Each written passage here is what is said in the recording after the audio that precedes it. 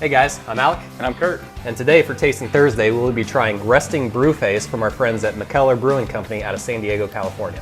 I'm excited about this one because this is supposed to mirror those New England hazy IPAs. You can already see when we're pouring it.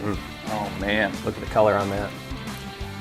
And the awesome part about Mikkeller is they have multiple locations worldwide. They have a location in New York City, obviously the headquarters are in Denmark, but they also have many locations throughout Europe. Cheers. Cheers. Just the smell on that, it's amazing. Again, man, New England IPAs, hazy stuff without all the hops. I mean, it just doesn't knock you in the face with a bunch of hops. So good. Get the Mellon characteristics out of it too. Yeah, so super good. Resting Brew Face. If you get a chance to pick it up, I recommend it highly. Leave a comment as always, and we would love to hear from you. If there's a beer you'd like us to try, tune in next Thursday as we try another beer and give you our feedback. Thanks, guys.